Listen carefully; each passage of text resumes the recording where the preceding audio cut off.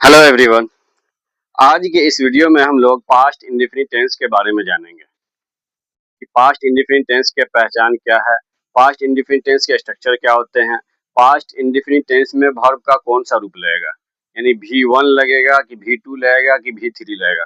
इससे पहले हम लोग प्रेजेंट के बारे में पढ़ चुके हैं, जान चुके हैं, इस पर वीडियो बन चुका है। हाँ, अगर आप वो वीडियो नहीं देखे हैं तो आप उस वीडियो को पहले देख लें, क्योंकि टेंस का जानना बहुत ज़रूरी है। इंग्लिश लिखने, पढ़ने, बोलने में बहुत मदद करती है और टेंस का जानना बहुत ही ज़रूरी है। तो आप इस वीडियो में बने रहे कि आपको पास्ट इंडेफिनिट टेंस के बारे में समझ में आ जाए और आपके लिए बनाना आसान हो जाए।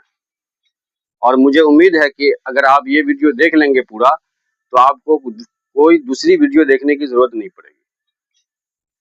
पास्ट इंडेफिनिट टेंस के बारे में आज हम लोग पूरा डिटेल में समझेंगे, जानेंगे और कैसे इसको बनाया जाता है ये सब जानेंगे। तो आप इस वीडियो में बने रहें। सबसे पहले हम लोग इसके बारे में जानते हैं कि इसके पहचान ची क्या है, पास्ट इंडेफिनिट टेंस के पहचान क्या है। तो जिस हिंदी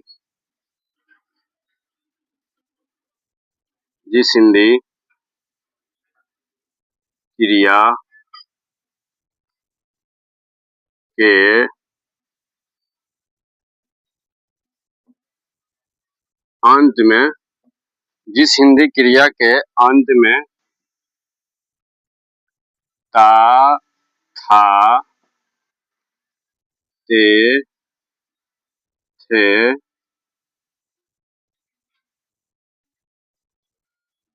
ती, थे या आ, ई, ए, जिस हिंदी क्रिया के अंत में ता, था, ते, थे, ती, थे या आ, ई, ए रहे तो उसे क्या समझेंगे? पास्ट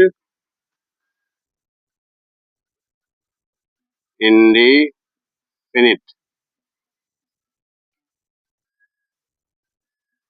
पास्ट इंडेफिनिट टेंस कहते हैं। क्या कहते हैं? पास्ट इंडेफिनिट टेंस कहते हैं। इसके पहचान क्या हो गया? जिस हिंदी वाक्य के अंत में या क्रिया के अंत में, जिस हिंदी वाक्य के अंत में ता, था, ते, थी, ते, थे, इटिस इत्यादि रहे तो उसे हम लोग पास्ट इंडेफिनिट टेंस कहते हैं। क्या कहते हैं? पास्ट इंडेफिनिट टेंस कहते हैं। इसमें वर्ब का दूसरा रूप यानी सेकेंड रूप यानी V2 लगेगा। V2 होगा, इसमें वर्ब का दूसरा रूप लगेगा। क्या लगेगा? वर्ब का दूसरा रूप लगेगा। जिस हिंदी क्रिया के अंत में ता, था, ते, थे, ती, थे या आ, ई, ए रहे तो उसे पास्ट इंडेफिनिट टेंस कहते हैं। क्या कहते हैं? पास्ट इंडेफिनिट टेंस कहते हैं। इसमें वर्ब का दूसरा रूप होगा यानी V2 होगा, V2 लगेगा। इसमें V1 नहीं होगा ना V3 होगा। इसमें क्या होगा? पास्ट इंडेफिनिट टेंस में V2 लगेगा। इसके स्ट्रक्चर समझते हैं। Subject plus V2 plus object. इसी स्ट्रक्चर पर हम लोग किसी भी ट्रांसलेशन को बना देंगे। यानी पास्ट इंडेफिनिट टेंस में रहेगा तो पास्ट इंडेफिनिट टेंस में पहले हम लोग पहचानेंगे ये पास्ट इंडेफिनिट टेंस में है कि नहीं है। तो अगर पास्ट इंडेफिनिट टेंस में रहे तो इस स्ट्रक्चर पर हम लोग बैठा देंगे, ये बन जाएगा, आसानी से बन जाएगा। चलिए एक एग्जांपल लेके चलते हैं। जैसे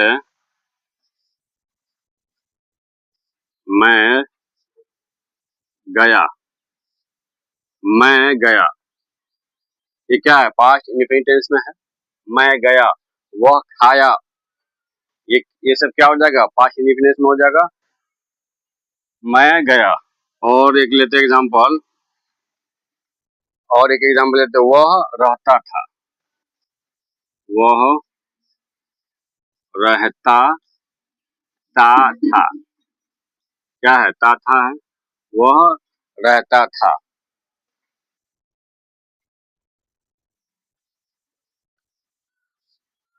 वह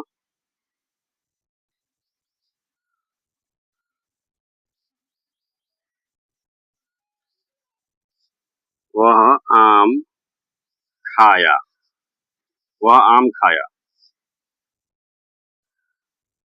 ये तीन एग्जाम्पल्स हम लोग समझेंगे कैसे इसको बनाएंगे। यानी मैं गया, वह रहता था, वह आम खाया। वह आम खाया। तो सबसे पहले हम लोग ऊपर वाला बनाते हैं, मैं गया। तो मैं गया इंग्लिश क्या हो जाएगा, आई हो जाएगा। और क्या है, V2 है, तो V2 में यानी वर्ब का दूसरा रूप गया का क्या होगा, गो, वेंट, गॉन। गो, गो हो गया, पहला रूप हो गया। और इसमें क्या लगेगा, V2 लगेगा। तो वर्ब का दूसरा रूप लगेगा, तो गया का इंग्लिश क्या होगा, गॉन होगा, वेंट होगा। क्या होगा, वेंट होगा। आई वेंट, आई वेंट होगा। बन गया ये। यानी मैं गया, आई वेंट। मैं पटना गया, आई वेंट टू पटना। मैं पटना गया, आई वेंट टू पटना। वह रहता था, वह रहता था। तो वह का इंग्लिश क्या होगा, ही होगा। क्या होगा, वह, ही माने वह। और रहना का इंग्लिश क्या होगा, लिव होगा।